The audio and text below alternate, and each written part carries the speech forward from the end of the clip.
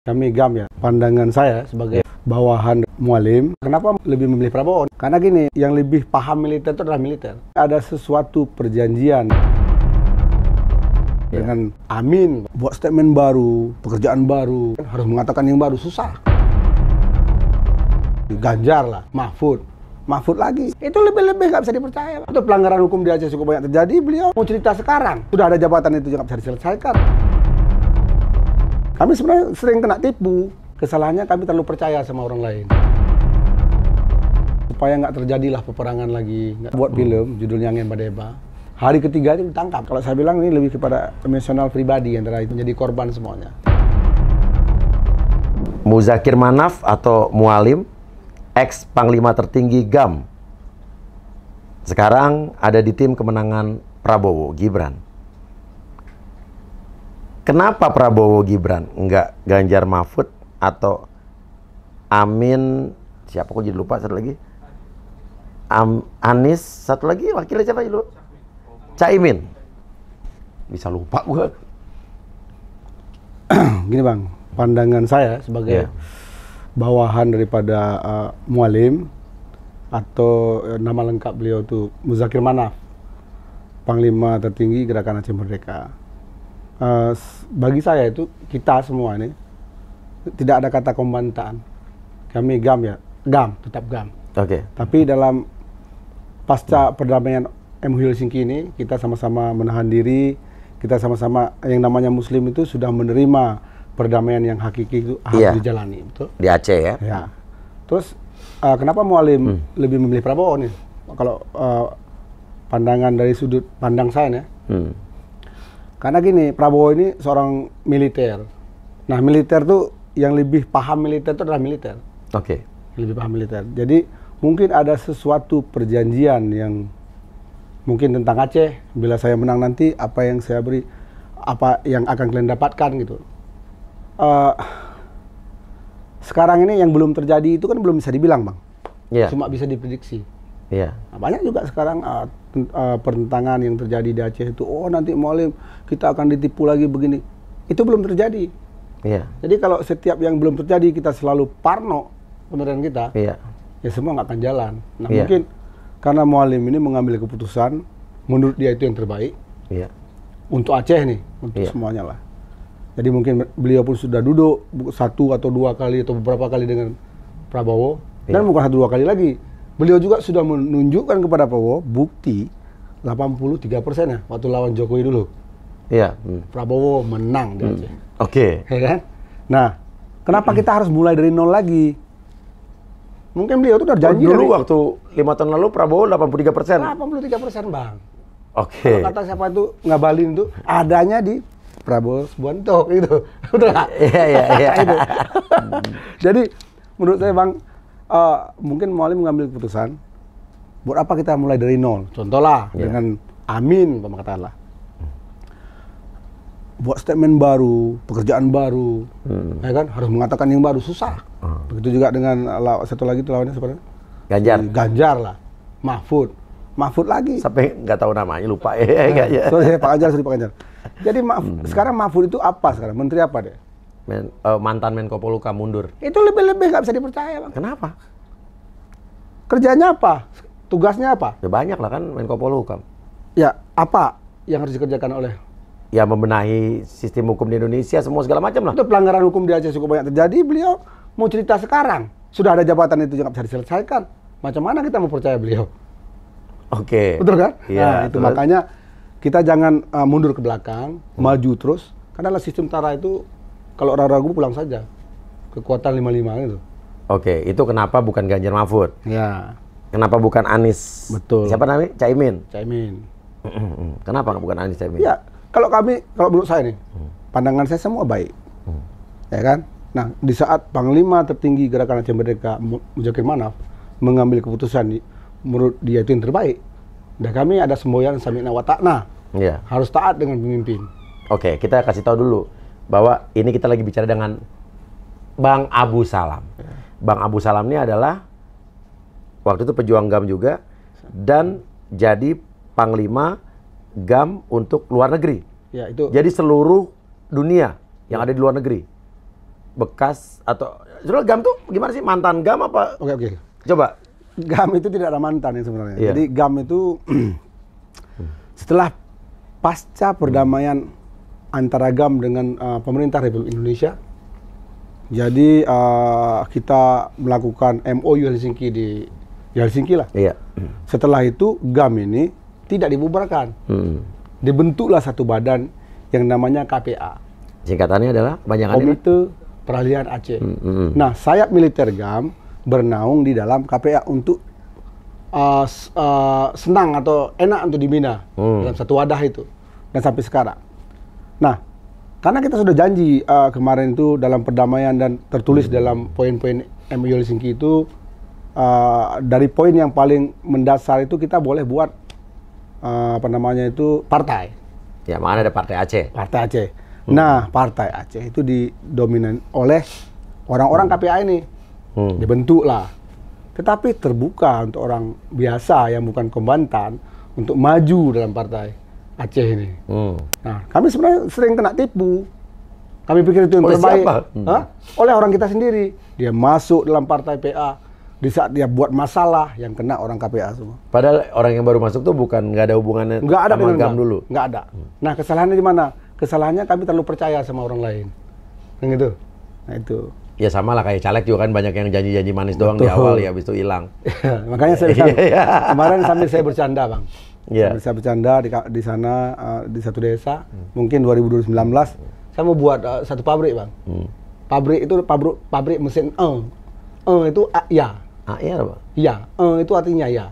Oh iya. Mesin saya ciptakan yang kecil itu untuk nggak sanggup dijawab, kalian gantung ya di sini, asal datang caleg-caleg yang selama ini brengsek, jangan jawab pakai mulut lagi. Mesin saya ciptakan tuh iya, Pak. Iya. Oh, iya.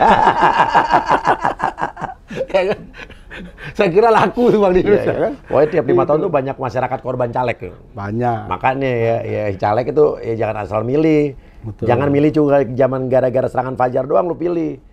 Nah, nyesel ntar 5 tahun. Ini bukan juga hari ini saya tahu juga kan Bang Uya ini lagi maju nih. Iya, tapi kita sekarang nggak boleh promosi lagi Minggu Tenang. Betul, maju nih kan.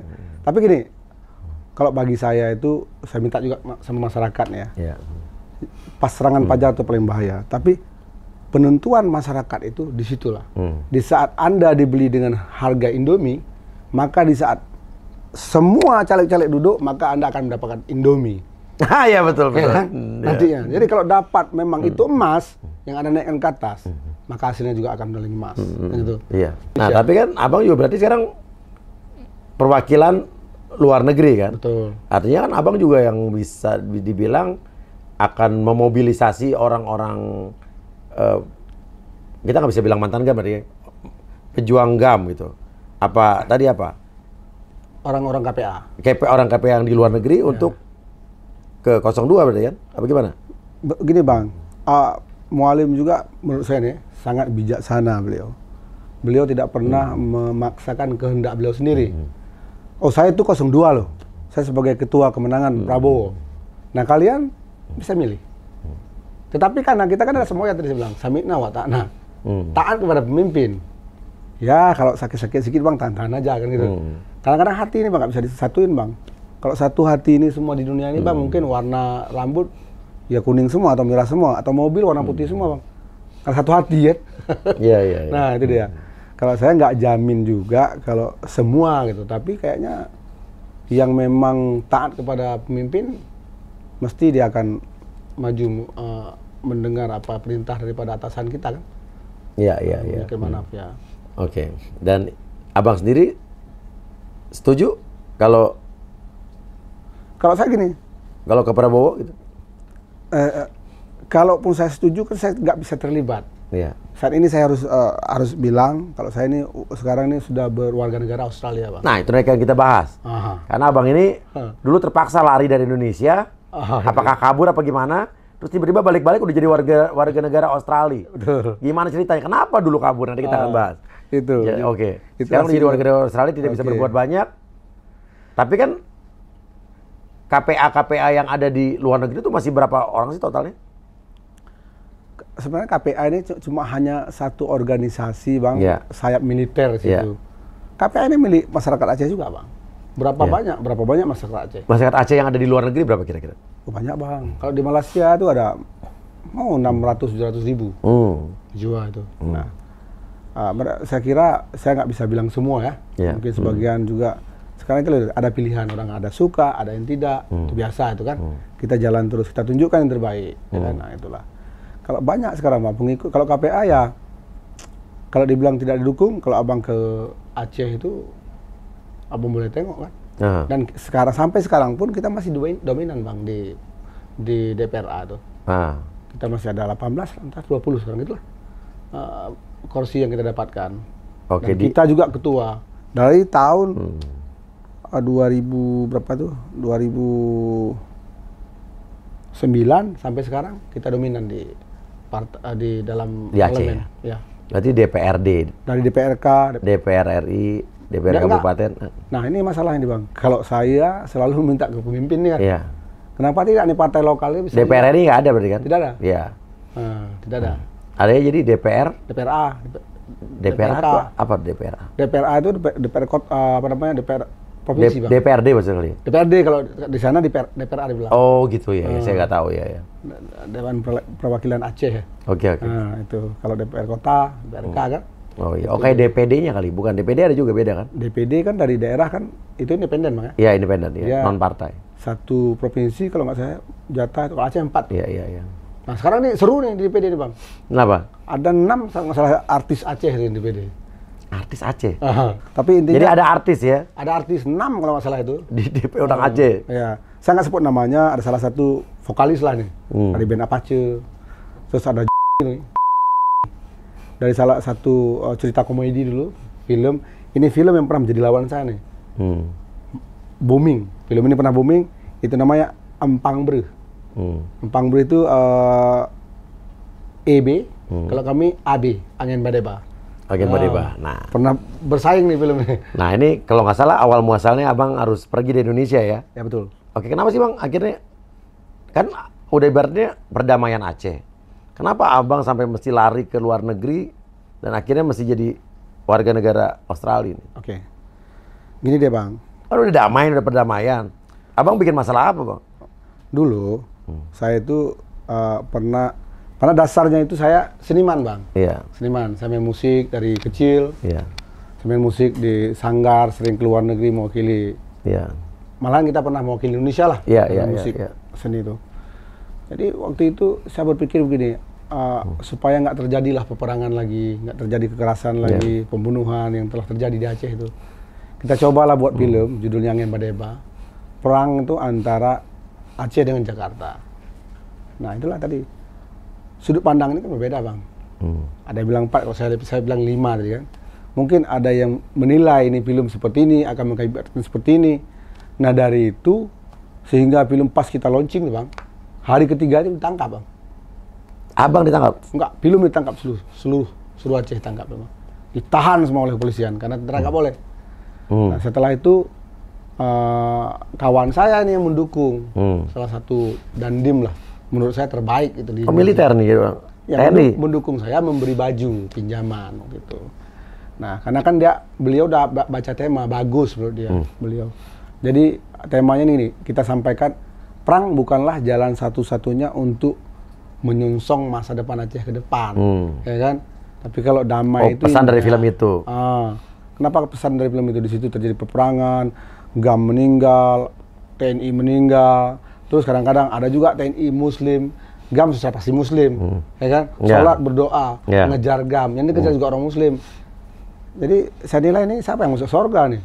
Ya kan? Iya bingung ya. Kalau Palestina itu sama Israel udah jelas Palestina masuk surga. Iya. Jadi kita buatlah film ini. Berarti intinya kalau menanam peperangan itu buahnya itulah kematian. Ya tapi kenapa sampai film itu dilarang segala macam? Nah, yang ini mungkin bang, saya nggak bisa buka. Ini filmnya ada, udah tayang. Sudah. Ada di YouTube. Di YouTube ada. Apa namanya? Angin Badeba. Angin tulisannya. Angin tuh ANGEN. Spasi Badeba. Oke. Itulah film itu kita buat, di situ saya sutradaranya. Itu tentang konflik. Tentang konflik. Aceh dan GAM dengan TNI apa enggak? Ya. Saya sutradaranya. Terus kita sudah seleksi pemain. waktu itu pemain nggak bisa memeranin itu. Terakhir saya ambil peranan menjadi nama saya pakai di situ. Abu Salam. Abu Salam. Gitu. Film itu sempat heboh di Aceh. Nah disitulah mungkin dari pihak-pihak tertentu nih yang merasa dirugikan, mungkin menurut dia merasa merugikan, dia tahan. Teman saya juga yang cukup baik masuk penjara. Siapa tuh? Dan salah satu dandim tadi lah. Oh, malah tentara masuk penjara? Masuk penjara. Masih aktif pada saat itu? Aktif, tapi saya pasang badan waktu itu. Saya tidak pulang, jadi saya jadi kambing hitam. Kalau saya pulang, semua surat ada, lengkap. Surat-suratnya yang waktu kita buat film itu. Iya. Karena Abang di mana waktu itu? Di Aceh. Di Aceh masih oke. Terus karena itulah saya harus pergi, nggak balik ke Aceh untuk membantu teman saya. Memang teman saya nggak salah apa-apa. Saya yang dandim ini? Saya minta, saya yang ajak beliau untuk mendukung film ini kan. Oh, jadi karena dia mendukung film ini, dia di penjara? Dia karena agak rancu sedikit Bang. Ada yang bilang dari lagu, ada yang bilang dari cover, tuh film itu bisa memicu konflik lagi.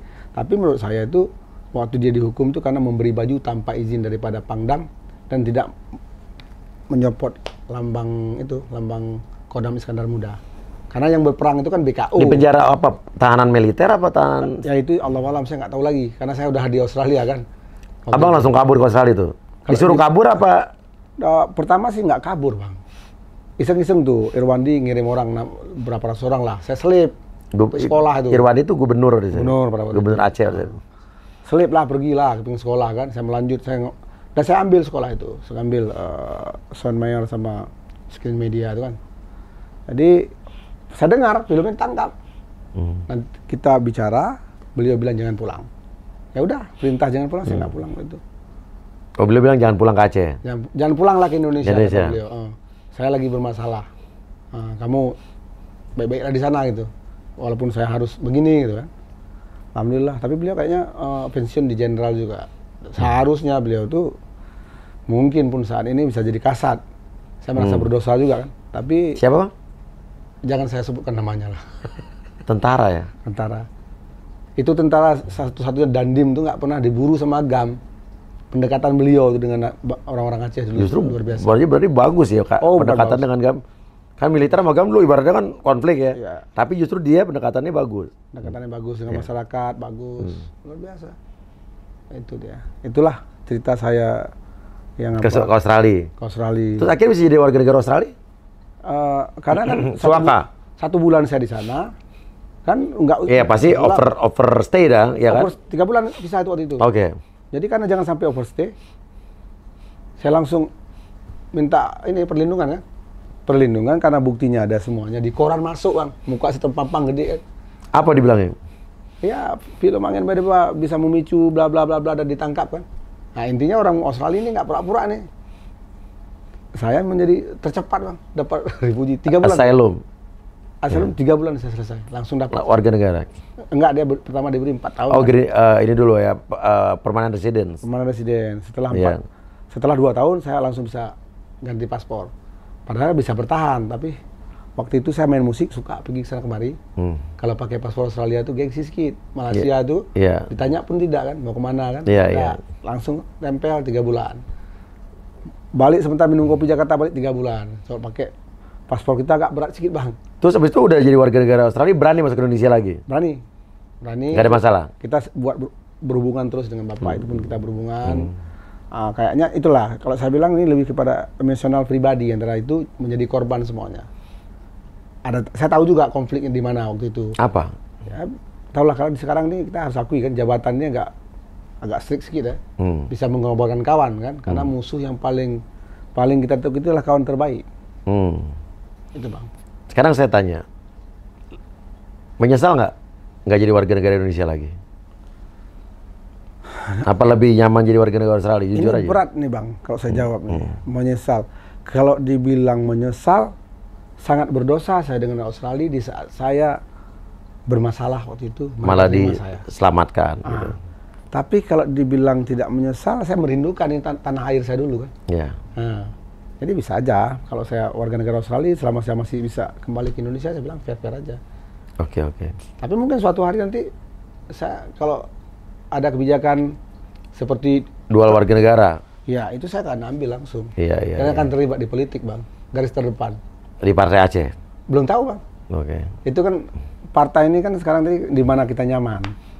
Oke. Nah, Bang, anak istri di Australia juga? Australia, anak sudah 6. Warga negara 6. Warga negara Australia semua. Semua lahir di sana. Oke, sekarang bebas keluar masuk Indonesia nih. Bebas keluar masuk Indonesia. Itu dia. Tapi saya pulang pergi, Bang. Malaysia, Indonesia, apalagi sekarang kan banyak kegiatan di company saya baru nih. Iya. Jadi pengusaha dengar-dengar ya di Australia? Sedikit-sedikit, Bang. Karena gini, Aceh, apa namanya, Alka Aceh Lestari itu perusahaan saya sekarang di ini. Saya kepingin maju di Aceh itu, mengajak orang Aceh itu lebih maju dalam pertanian, peternakan, makanya saya main di situ. Terus di samping itu kan saya main musik juga, Bang. Iya, saya dengar kan bikin lagu segala macam. Ya, ada band segala macam. Sekarang bisa jadi diangkat Panglima GAM perwakilan luar negeri itu gimana ceritanya? Gini, Bang, mungkin Panglima GAM itu kan sangat peka dengan pemandangan dia. Selama ini dia pergi ke luar negeri. Mungkin gini, ini enak nih dibahas, Bang. Mumpung besar nih channel Abang nih kan, cepat tersebar gitu. Jadi banyak sekarang nih, Bang, pasca perdamaian ini lahir HUN, dibilang HUN, kelompok-kelompok baru nih yang kepingin merdeka. Jadi berlawanan dengan kita, Bang. Berlawanan dengan kita, mereka tidak senang dengan kita karena kita dianggap pengkhianat lah. Kita mau bernaung, padahal kan pertimbangannya kan beda-beda, Bang. Setelah tsunami dulu. Iya. Kalau bagi saya manggil bertungkat, kata orang Aceh. Bertungkat terus kepada Allah. Langkah rezeki pertemuan maut itu kan Allah yang. Iya. Di saat belum siap, berarti nggak merdeka, berarti Allah udah tahu kalian belum siap. Ya kan? Di saat Allah berkata kamu akan merdeka, tidak ada habisnya yang melarang. Iya.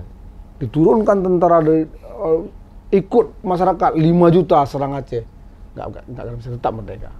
Maka bagi saya itu, saya bertungkat sama Allah, belum waktunya. Ya kan? Belum waktunya. Itu bagi saya, makanya diciptakanlah Ketua KPA luar negeri, saya sebagai Panglima lah, untuk luar, untuk mediasi dengan mereka. Ayo, kita bincang, apa mau kalian?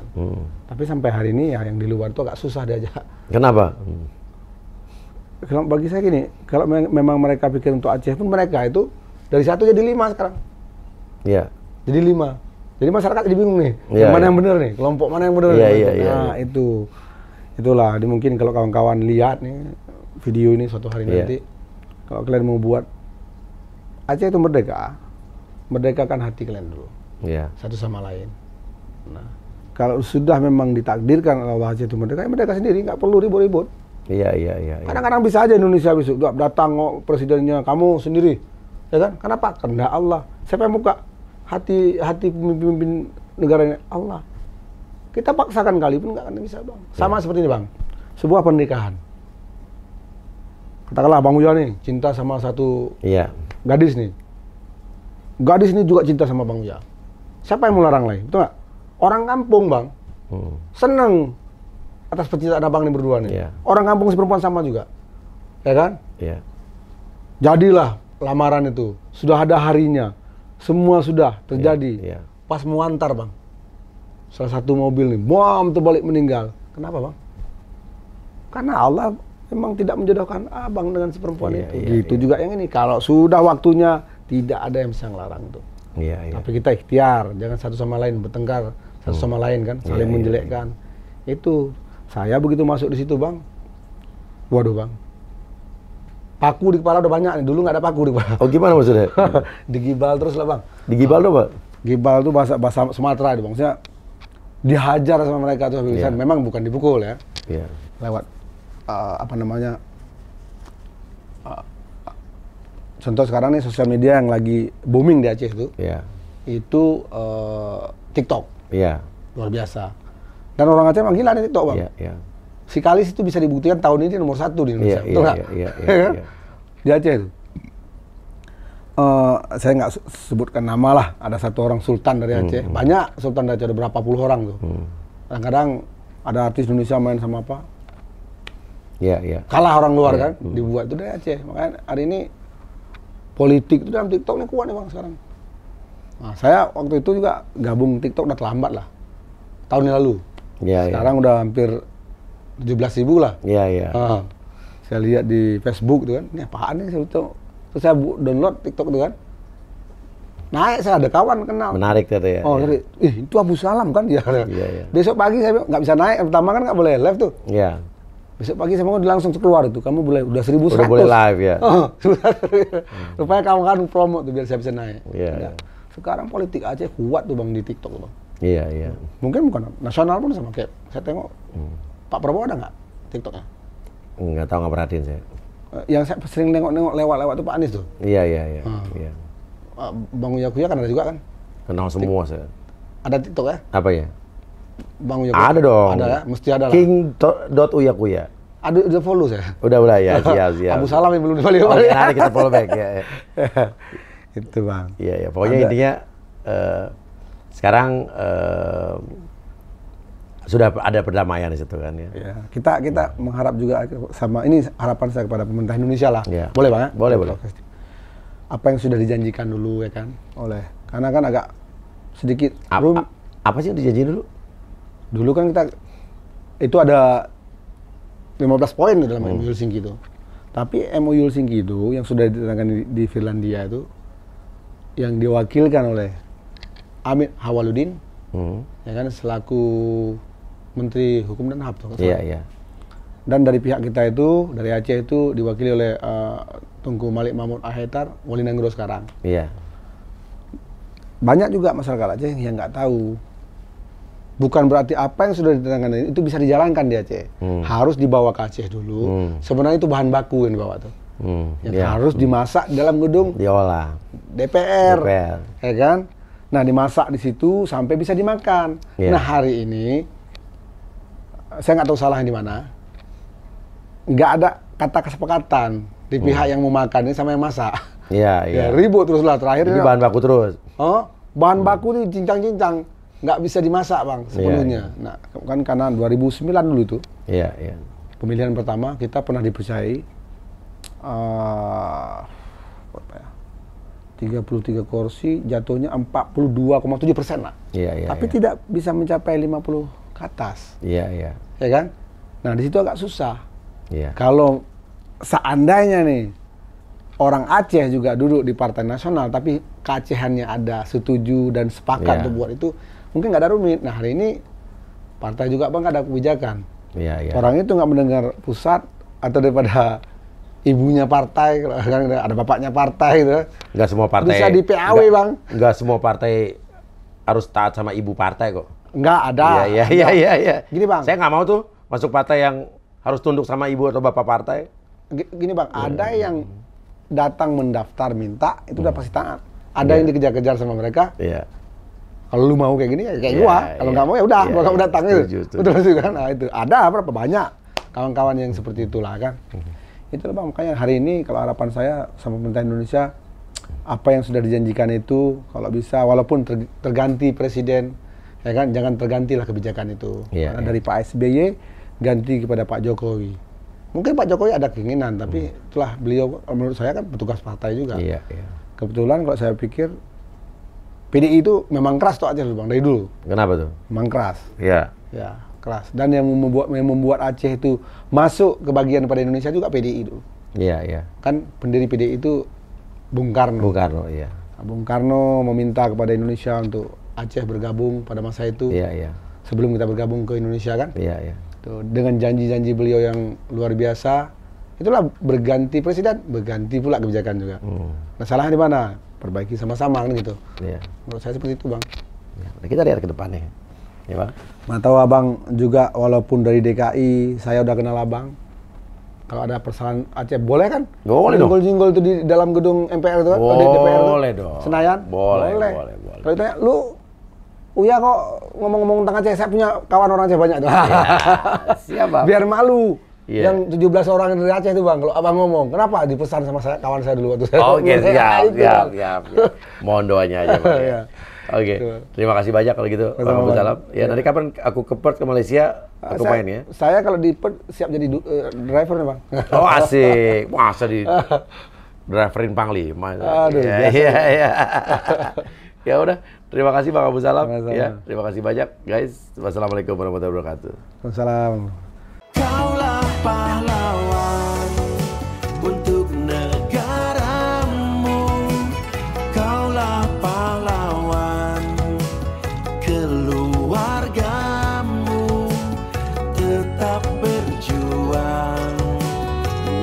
walau kau